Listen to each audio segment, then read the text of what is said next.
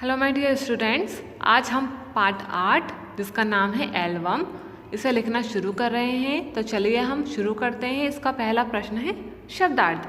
तो पहला शब्दार्थ देखते हैं ऋण। ऋण मीन्स होता है उधार। दूसरा अधिकांश, अंधकार। अंधकार का मतलब होता है अंधेरा। तीसरा विवशता। विवशता का मतलब है मजबूरी। चौथा आनंद। आनंद मतलब खुशी। पांचवा प्रतीक्षा। प्रतीक्षा का मतलब होता है इंतज़ार। और चौथा अनुभव। अनुभव मतलब महसूस करना। तो ये हमारे 6 शब्दार्थ कंप्लीट हैं। अब आ जाते हैं हम लघु उत्तरीय प्रश्न।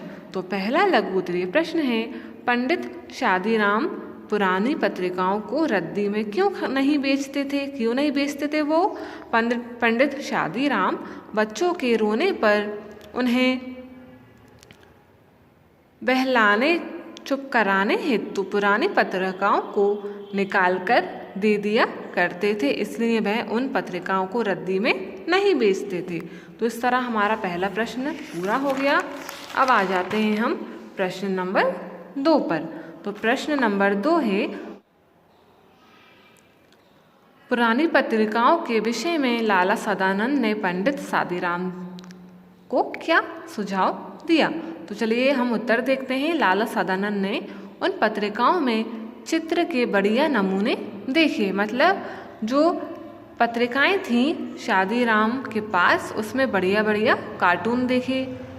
उन्होंने पंडित शादीराम से कहा कि अगर किसी शौकीन को उनके चित्र पसंद आए तो उन्हें 1000-2000 मिल सकते हैं, इसलिए वह उनमें से अच्छी तस्वीरें निकालकर अलग कर उनकी एल्बम बना लें।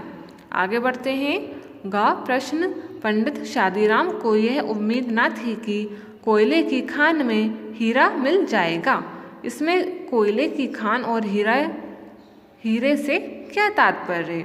तो उत्तर देखते हैं। इस पंक्ति में कोयले की खान पुरानी पत्रिकाओं को कहा गया है और हीरे उनमें दिए गए चित्रों को, जिसमें पंडित शादीराम थोड़ी कमाई होने की आशा थी, तो उसे कहा गया है। आगे बढ़ते हैं। प्रश्न नंबर घ, पंडित शादीराम की जानकारी में उनका एल्बम किसने खरीदा था? तो उत्तर देखते हैं। पंडित शादीराम की जानकारी में उनका एल्बम कोलकाता के एक मारवाड़ी सेठ ने खरीदा था। तो हमारे ये 3 ये वाले और एक पहले का, मतलब का से लेके घा तक लघु उत्तरीय प्रश्न कंप्लीट हैं। अब हम आ जाते हैं दीर्घ उत्तरीय प्रश्न पर। तो पहला दीर्घ उत्तरीय प्रश्न है, लिख दो 1000 रुपये से कम सौदा ना होगा। ये बात किसने कही, किससे कही और क्यों कही?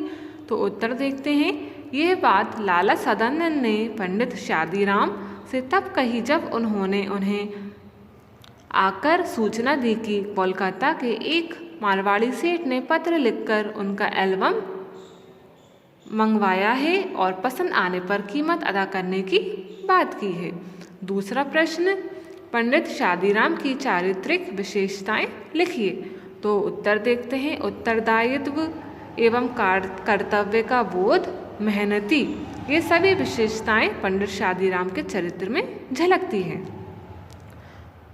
तीसरा प्रश्न, पाठ के आधार पर लाला सदानंद का चरित्र चित्रण कीजिए। तो लाला सदानंद का चरित्र चित्रण करते हैं। उत्तर, लाला सदानंद बड़े ही दरिया दिल, भले मानव, नेकी करने वाले, परोपकारी, सहायक, मित्र आदि थे। तो तीसरा प्रश्न भी हो गया। अब हम आ जाएंगे हमारे चौथे प्रश्न पर।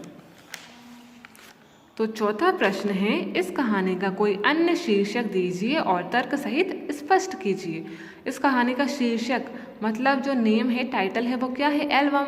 इसके अलावा हम इसका क्या शीर्षक रख सकते हैं? तो हम क्या रख सकते हैं? परोपकारी या परमो धर्म। इन सब में से कोई भी रख सकते हैं। तो इसको आंसर में कैसे लिखेंगे? उत्तर में लिखेंगे हम, इस कहानी का अन्य शीर्षक जैसे परोपकारी, परमो धर्म आदि हो सकता है।